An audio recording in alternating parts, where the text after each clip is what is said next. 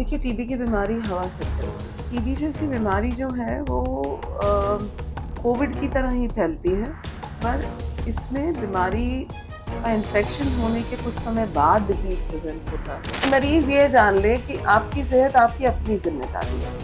Government अपनी पूरी जो है मेहनत से सारी फैसिलिटीज़ खड़ी कर रही है आपकी सेवा के लिए।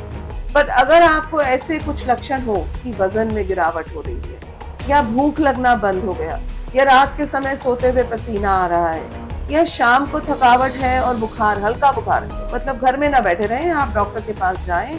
और अगर आप आज इसको नजरअंदाज करेंगे तो कल यही बीमारी आपको बहुत ज्यादा परेशान कर सकती है। ड्रग रेजिस्टेंट टीबी हो सकता है, एक्स्ट्रा पल्मोनरी टीबी हो सकता है, मतलब लंग के बाहर के ऑर्गन्स इन्वॉल्व हो सकते हैं, जिसका इलाज और कठिन और बहुत लंबा हो जाता है। प्रोग्राम में तो कमियां मैं आपसे क्या शेयर करूं, इतना एफर्ट चल रहा है। देखिए, बीफाल-एम रेजिमेन है जो बहुत महंगा रेजिमेन है एमडीआर टीबी के लिए, बट हमने 2024 में रोल आउट करा और इतना बढ़िया रेजिमेन रोल आउट करा। 4 ड्रग्स का, बाकी कंट्रीज में 3 ड्रग्स का रेजिमेन दिया जा रहा है, हमने 4 ड्रग्स का रेजिमेन रोल आउट करा, ताकि जो टीबी, जिसका एमडीआर टीबी है भी, उसका इलाज पूरा हो जाए और उसको बाद में रिलैप्स ना हो। आपकी सेहत आपकी जिम्मेदारी है, तो आपकी कम्युनिटी की सेहत भी आपकी जिम्मेदारी है। डॉक्टर उर्वशी, आपका बहुत बहुत स्वागत हो हेल्थ ऑन एयर पे। मैम, ये भारत आज भी दुनिया में सबसे अधिक टीबी मरीजों वाला देश में शामिल है। वर्तमान जमीनी स्थिति क्या है? देखिए, टीबी जैसी बीमारी जो है वो कोविड की तरह ही फैलती है, पर इसमें बीमारी का इन्फेक्शन होने के कुछ समय बाद डिजीज प्रेजेंट होता है। तो भारत में यह बीमारी बहुत पहले से है, और मैं तो यह मानूंगी कि हम ज्यादा से ज्यादा बीमारी को पकड़ पा रहे हैं। तो हम जितने नंबर्स पकड़ पाते हैं, डायग्नोज कर पाते हैं, उन्हें इलाज पे डाल देते हैं, उनका ट्रीटमेंट चालू हो जाता है, जो कि गवर्नमेंट की सारी फैसिलिटीज हैं, फ्री डायग्नोसिस की, फ्री ट्रीटमेंट की, फ्री स्क्रीनिंग की। तो जो नंबर्स हमें मिल पा रहे हैं, हम वे सारे नंबर्स रिपोर्ट कर रहे हैं। आपने ग्लोबल टीबी रिपोर्ट देखा होगा, उसी के जरिए जो सब देशों का पता चलता है। इसमें कोई दो राय नहीं है कि टीबी बीमारी हमारे देश में है, पर गवर्नमेंट की जो जितनी भी फैसिलिटीज हैं वो पूरी एक्टिवेटेड है और बहुत बढ़िया काम चल रहा है टू हेल्प द पेशेंट्स। जो एफर्ट हमें बढ़ाना है, वो एफर्ट हमें बढ़ाना है इस तरफ कि हमारे जो सारे कम्युनिटी में अवेयरनेस बढ़े, जानकारी उनकी जो है कॉमन मैन की बढ़े कि कौन से सिम्टम्स होने पर वे हेल्थ फैसिलिटी में जाएं, केयर के लिए, हेल्थ केयर के लिए अप्रोच करें फैसिलिटी को। और ये मतलब जो मन में अगर उनकी आशंका है, निकाल दें कि जो है उनका ध्यान नहीं रखा जाए। अच्छा, इसमें मैम जी, भारत सरकार की जागरूकता अभियान के बावजूद कई क्षेत्रों में टीबी के मामले अब भी क्यों बढ़ रहे हैं? देखिए, टीबी की बीमारी हवा से फैलती है। मैंने पहले भी कोविड का नाम लिया। कोविड के समय में घर घर छोटे छोटे बच्चे को भी पता था कि बीमारी कैसे फैलती है, एक से दूसरे में फैलती है। तो जैसे कोविड में ड्रॉपलेट से बीमारी की हम बात करते थे, ऐसे ही टीबी में भी ड्रॉपलेट से बीमारी फैलती है। और जो सूखे हुए ड्रॉपलेट के छोटे कण हैं, ड्रॉपलेट न्यूक्लियाई, उनके द्वारा भी बीमारी फैलती है। बस टीबी का बैक्टीरिया गर्मी से मरता नहीं है। तो जो बीमारी पानी से, हवा से, खाने से फैलती है, वो तो एपिडेमिक प्रोपोर्शन ही ले लेती है, एक से दूसरा, दूसरे से 1 से 10, 10 से 100। अब इसकी जो बीमारी है, इन्फेक्शन जब होता है, सेम टाइम पे प्रेजेंट नहीं करती। कोविड में आज आपको इन्फेक्शन हुआ, कल आपको हाई ग्रेड फीवर हो जाता था। इस बीमारी में आज आपको इन्फेक्शन हुआ, कुछ समय बाद आपको टीबी का डिजीज प्रेजेंटेशन होगी, और उसकी भी जो प्रेजेंटेशन होगी, जब बीमारी होगी, तो हाई ग्रेड फीवर नहीं होगा, जोर का बुखार नहीं चढ़ेगा, तेज बुखार नहीं चढ़ेगा, हल्का बुखार चढ़ सकता है, आपको भूख कम लग सकती है, हल्का हल्का वजन धीरे धीरे गिरेगा, जो आप सोचेंगे किसी और कारण से गिर रहा है। इसके जो सटल सिम्टम्स हैं, जो सिम्टम्स धीरे धीरे, जो हल्के हल्के सिम्टम्स होते हैं, उसको जो है ज्यादा लोग नजरअंदाज कर देते हैं, इग्नोर कर देते हैं। अच्छा, इसी कारण से बीमारी फैलती रहती है। राइट। इसीलिए हम जो जागरूकता बढ़ाना चाह रहे हैं, हम चाह रहे हैं कि हमारे जो भाई बंधु जो दूर दराज के इलाकों में भी रहते हैं, उन्हें भी यह ज्ञात हो कि सिम्टम्स इसके तेज बुखार से नहीं आएंगे। हल्का बुखार, शाम को थकावट, वजन गिरना, भूख कम लगना, या और कोई एक्स्ट्रा पल्मोनरी साइंस हो सकते हैं, गले में गांठ हो सकती है, जॉइंट की स्वेलिंग हो सकती है, पेट में एब्डोमिनल स्वेलिंग हो सकती है, या और भी ऐसे कई कारण। जो लंग्स की टीबी होती है उसमें ज्यादा करके बुखार, खांसी, सांस फूलना, कभी अगर आप बहुत दिन तक नजरअंदाज करेंगे तो खांसी के साथ बलगम में खून भी आ सकता है।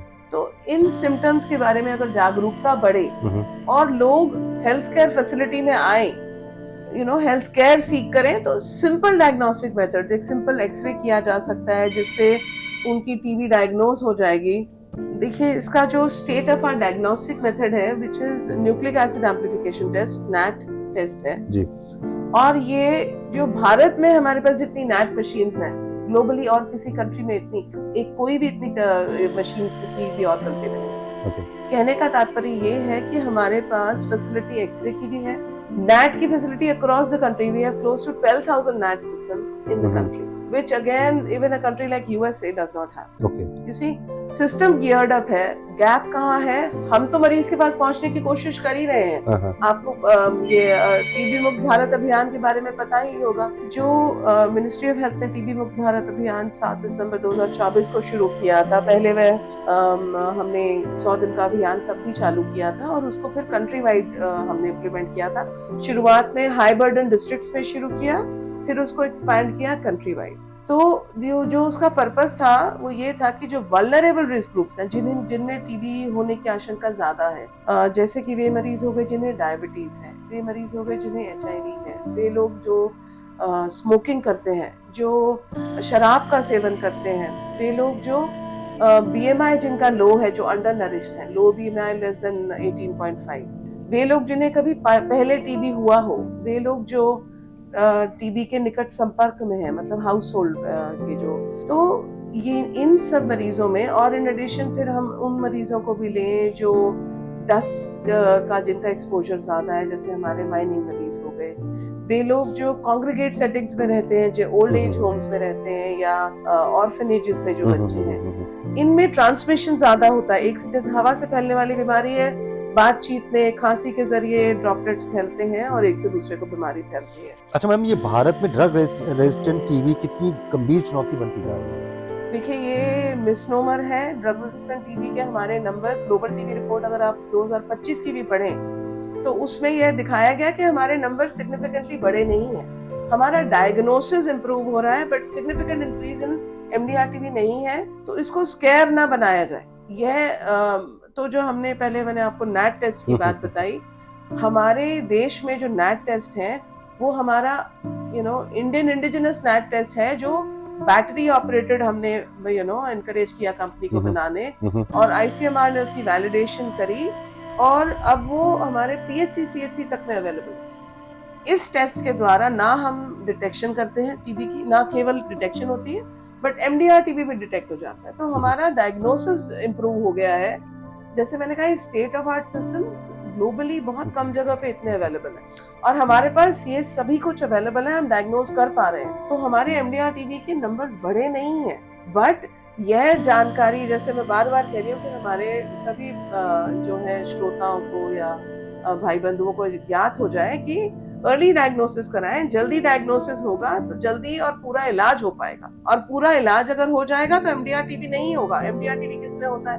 वे लोग जो दवा शुरू करके जैसे अच्छा लगने लगता है वो दवा छोड़ देते हैं, ऐसे लोगों में MDR टीबी होने के चांसेस है। तो इसलिए अर्ली डायग्नोसिस कराएं, समय पे अपना इलाज शुरू कराएं और पूरा इलाज करें। बीच में दवा को छोड़ेंगे तो कल को आपकी टीबी बिगड़ सकती है। जितने समय के लिए डॉक्टर आपको दवा लेने बोले, उतने समय के लिए आपको दवा लेना बहुत जरूरी है। अच्छा, आज भी टीबी को लेकर कौन सी ऐसी गलतफहमियां हैं जो इतनी फैल रही हैं? जी, तो देखिए, अब जैसे कल्चरली कितनी चीजें पास की जाती हैं। एक जमाने से वो छुआछूत की जैसे जो टीबी को स्टिग्मा की तरह डील किया जाता है, वो जो है वो ना केवल उस इंडिविजुअल के लिए ना नुकसानदायक है जिसको टीबी है, बट उसके परिवार और कम्युनिटी के लिए भी नुकसानदायक है। आज किसी एक व्यक्ति को टीबी हो और आपने आज उसका ख्याल नहीं रखा किसी छुआछूत के चलते, कल को किसी और को होगा। उनमें से आप भी हो सकते हैं, हम भी हो सकते हैं, किसी को भी टीबी हो सकता है, क्योंकि जैसे मैंने कहा, हवा से फैलने वाली बीमारी है। आप सांस ले रहे हैं, उसके साथ अगर आपके पास टीबी के कीटाणु भी सांस में आ गए तो आपको इन्फेक्शन हो सकता है, बीमारी हो सकती है।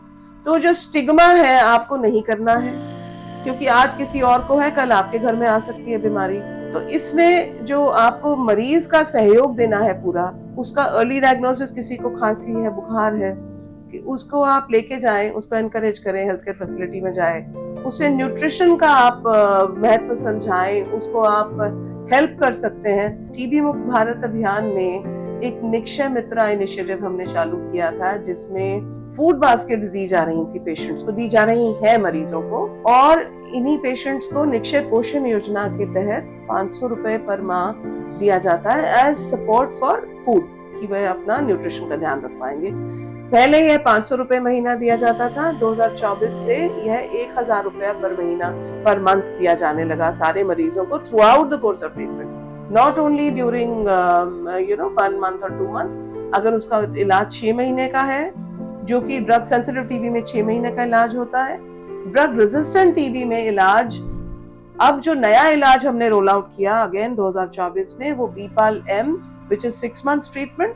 But earlier than that the treatment for MDR TB जो था पहले लंबा था, 9 महीने या 18 महीने। Government through out the treatment यह निक्षय पोषण योजना का अमाउंट मरीज को देती है, जो डायरेक्ट बेनिफिट ट्रांसफर से पेशेंट के अकाउंट में दिया जाता है। अच्छा मैम, टीबी के कौन से शुरुआती लक्षण हैं जिन्हें लोगों को कभी नजरअंदाज नहीं करना चाहिए? तो देखिए, सेहत तो अपनी, तो एक मैं इसके साथ और भी बात बोलना चाहूंगी कि मरीज ये जान ले कि आपकी सेहत आपकी अपनी जिम्मेदारी है। गवर्नमेंट अपनी पूरी जो है मेहनत से सारी फैसिलिटीज खड़ी कर रही है आपकी सेवा के लिए, पर अगर आपको ऐसे कुछ लक्षण हो कि वजन में गिरावट हो रही है, या भूख लगना बंद हो गया, या रात के समय सोते हुए पसीना आ रहा है, या शाम को थकावट है और बुखार, हल्का भी बुखार हो, 100 बुखार है, तो आपको मतलब घर में ना बैठे रहें, आप डॉक्टर के पास जाएं। आपके पीएचसी सीएचसी में भी फैसिलिटीज उपलब्ध कराई जा रही हैं। पीएचसी में भी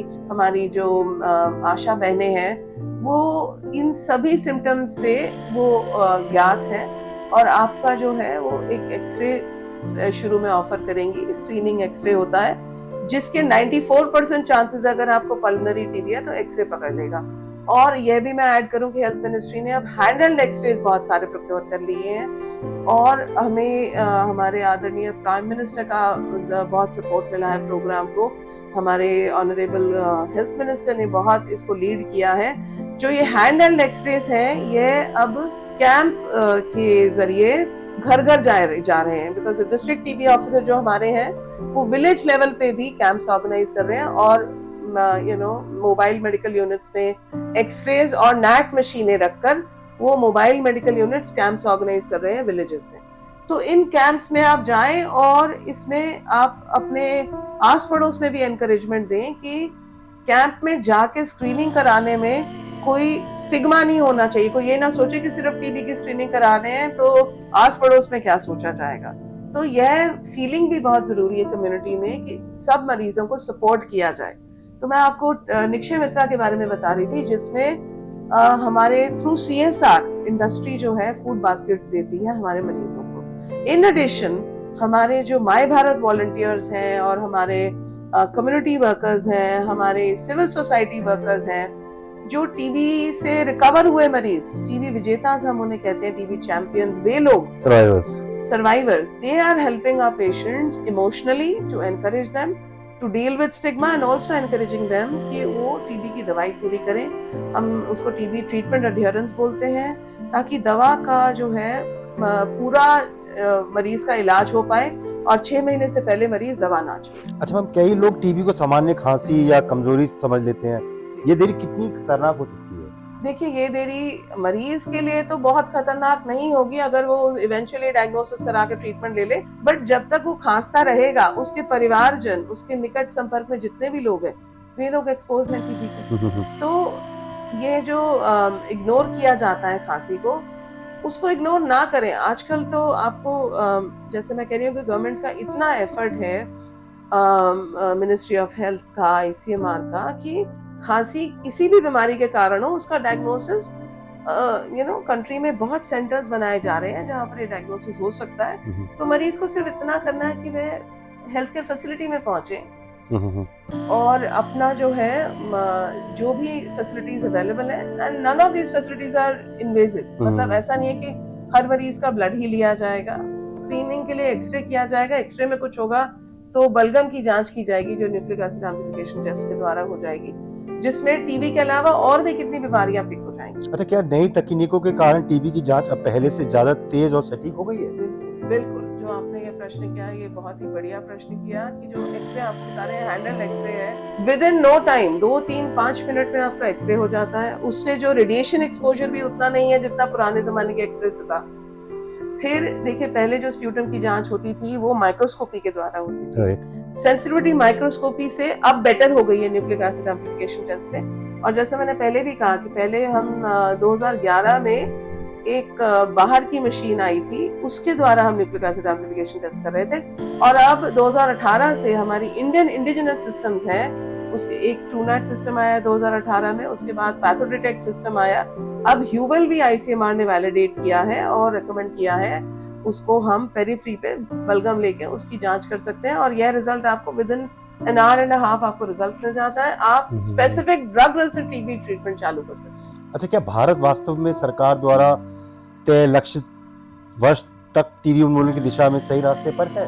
जी, तो यह प्रश्न भी अपने आप में बहुत जरूरी प्रश्न था।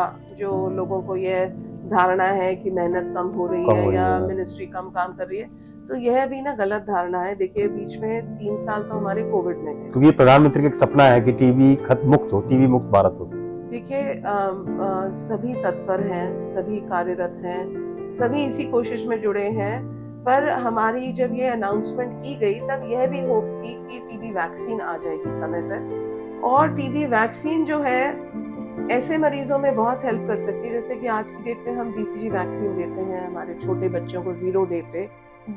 ये जो वैक्सीन है हमारे बच्चों की सीरियस टीबी से रक्षा करती है। डिसेमिनेटेड टीबी, जिसमें पूरे शरीर में टीबी फैल जाता है, उससे रक्षा करती है। मेनिंजियल टीबी, जो दिमाग का टीबी है, उससे रक्षा करती है। बट कुछ समय बाद उसकी जो कैपेबिलिटी है वो वीन ऑफ हो जाती है। तो न्यू वैक्सीन की अब जब तक इजाद चल रही है, ट्रायल्स चल रहे हैं, जब तक हम ला पाए तो हम और मरीजों को प्रोटेक्ट कर पाएंगे। बट तब तक मैं जो यह मैसेज जो देना चाहूंगी हमारे मरीजों को, जो अच्छी न्यूट्रिशन है वह आपके लिए वैक्सीन का काम कर सकती है। तो खासकर मरीज जिन्हें टीबी है उन्हें अच्छी न्यूट्रिशन दे। अच्छी न्यूट्रिशन का मतलब है प्रोटीन जिसमें हो और कैलोरीज हो। मैंने आपसे पहले भी शेयर किया, लो बीएमआई मरीज जो है 50% से ज्यादा हमारे जो टोटल टीबी के पेशेंट्स हैं उसमें से ऑलमोस्ट 50% लो बीएमआई है, जिनका मतलब न्यूट्रिशन कम है, जिनका बॉडी का वजन उनकी हाइट के लिए कम है। ऐसे मरीजों में टीबी होने की आशंका बढ़ जाती है क्योंकि उनका इम्यून रिस्पॉन्स भी वीक हो जाता है। तो न्यूट्रिशन का बहुत मेजर महत्व देखा गया और हमारी कंट्री से कम 5 या 6 स्टडीज ने दिखाया, जब आप न्यूट्रिशन सप्लीमेंटेशन देंगे मरीज को, वो जल्दी रिकवर होगा और पूरा रिकवर होगा। यह रही मरीज की बात। मरीज के परिवारजन जो ज्यादा एक्सपोज्ड हैं, उन्हें भी जो है न्यूट्रिशन पे खास ध्यान देना चाहिए ताकि वे इन्फेक्शन से डिजीज तक ना पहुंचे। अगर वो अच्छी नरिशमेंट लेंगे तो वो वैक्सीन का काम करेगी, उन्हें बचा के रखेगी। और प्रोग्राम जैसे मैंने आपको बोला, निक्षय पोषण योजना के तहत 1000 रुपए महीना दे रहा है केवल न्यूट्रिशन पे ध्यान देने के लिए, और निक्षय मित्रा फूड बास्केट्स भी दी जा रही हैं ताकि मरीज का जो है पोषण ठीक रहे, वह डिजीज से रिकवर जल्दी करे और उसके परिवारजन भी जो है उन्हें डिजीज ना हो। अच्छा, आज भारत में टीबी नियंत्रण कार्यक्रम में सबसे बड़ी कमियां क्या है?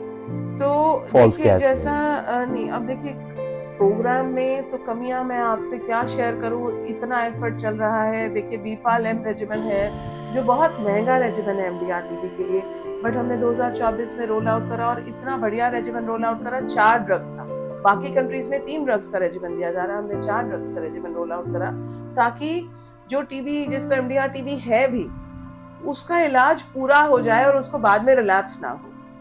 अब एक्सरेज का मैंने आपसे शेयर किया, close to 3000-4000 hand and x rays already districts में अवेलेबल है, जो डिस्ट्रिक्ट टीबी ऑफिसर्स, जिसको मैंने आपसे पहले शेयर किया कि मोबाइल मेडिकल यूनिट्स के थ्रू भेज रहे हैं। You know, those camps are going on. मैंने आपसे नैट मशीन का जो आपसे शेयर किया, किसी और कंट्री में इतनी स्ट्रेंथ नहीं है कि 12000 नैट मशीनें हमारी कंट्री में उपलब्ध है, जिसमें से कुछ मशीनें जो बैटरी ऑपरेटेड है पीएचसी तक में चल रही हैं। बैटरी ऑपरेटेड इसलिए हमने शुरू में बनवाई थी, कहीं इलेक्ट्रिसिटी की इश्यू हो तो वहां पर भी ये मशीन काम करती है। बट इससे रिलेटेड एक बात की, और देशों में इतना टीबी भी तो नहीं है। बिल्कुल ठीक कह रहे हैं आप, पर उन देशों में बाकी बीमारियां तो हैं जिनके लिए नैट काम आ सकता है, फिर भी उनकी स्ट्रेंथ इतनी नहीं है to have so many NAAT systems. अब आपने कल परसों पढ़ा होगा हांटा वायरस, जो अगेन रेस्पिरेटरी ड्रॉपलेट की बीमारी है।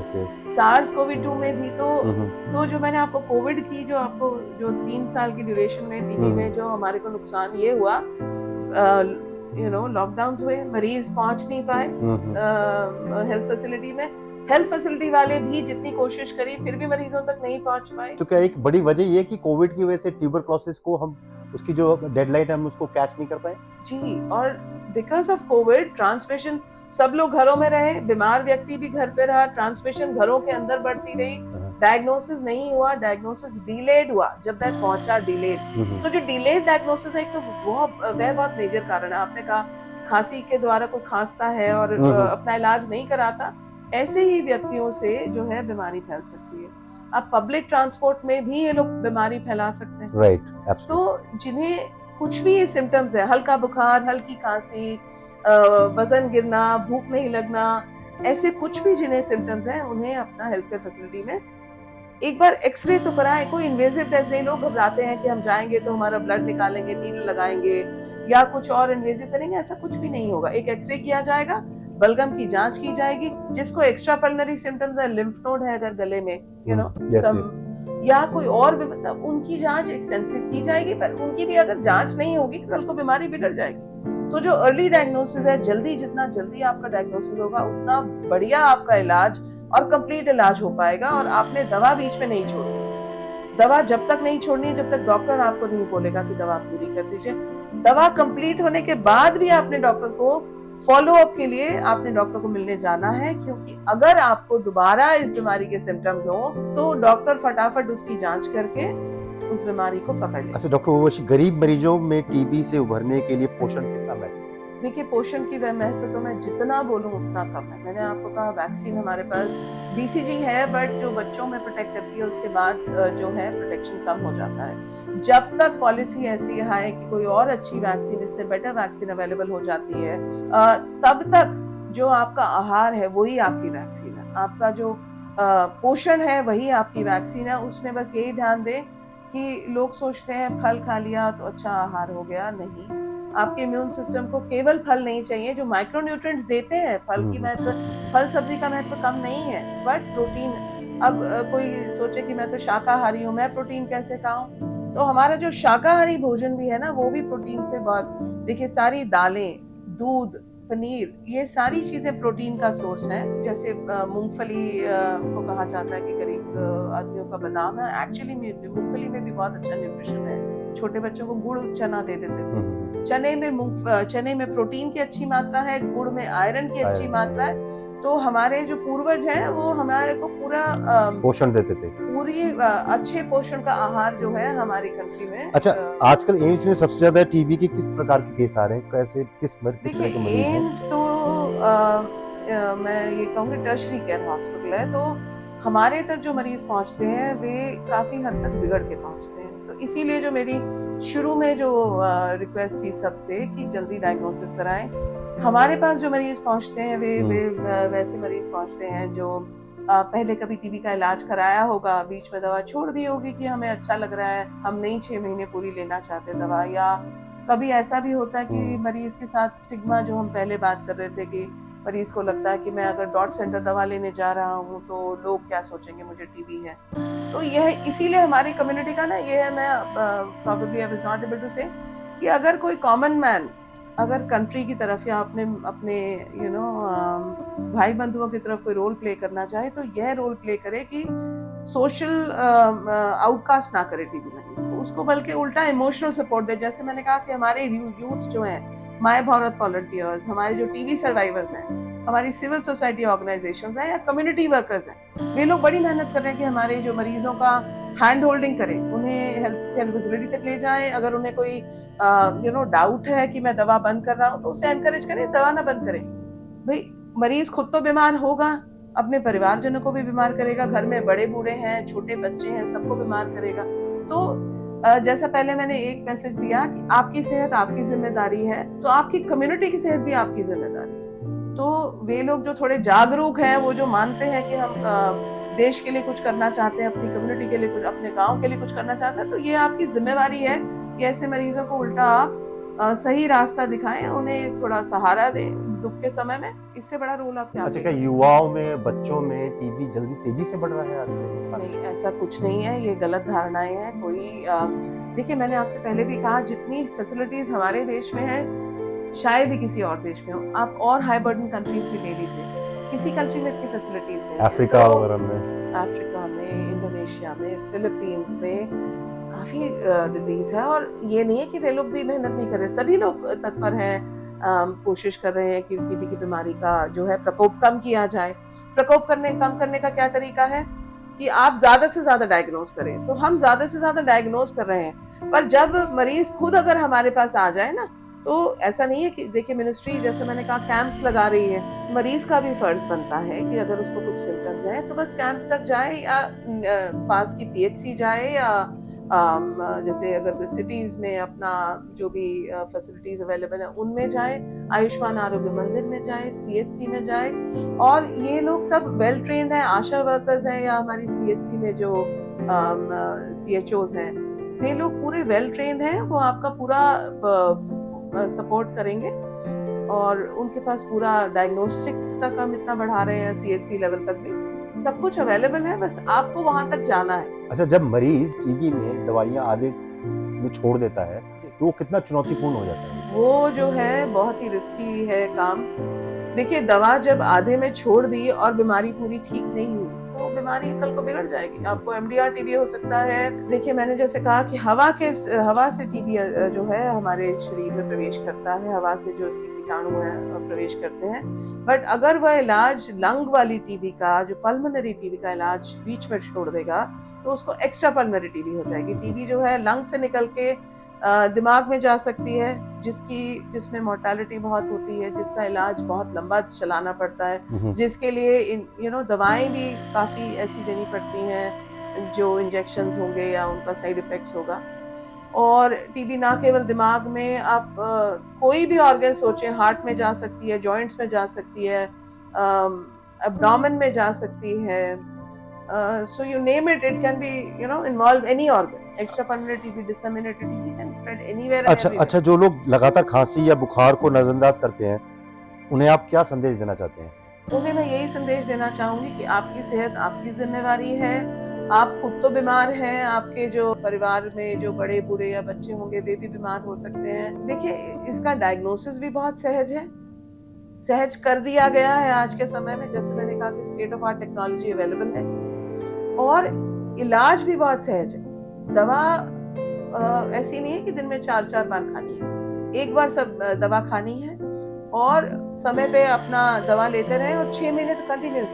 और अगर आप आज इसको नजरअंदाज करेंगे, तो कल यही बीमारी आपको बहुत ज्यादा परेशान कर सकती है। ड्रग रेजिस्टेंट टीबी हो सकता है, एक्स्ट्रा पल्मोनरी टीबी हो सकता है, मतलब लंग के बाहर के ऑर्गन्स इन्वॉल्व हो सकते हैं, जिसका इलाज और कठिन और बहुत लंबा हो जाता है। तो अगर आप अपनी सेहत का ध्यान रखें, अपने परिवार की सेहत का ध्यान रखें, अपने आसपास की एरिया का, गांव, अपनी कम्युनिटी का ध्यान रखें। यह तो मतलब आई थिंक हर सिटीजन की रिस्पॉन्सिबिलिटी है। आपका बहुत बहुत धन्यवाद डॉक्टर उर्वशी।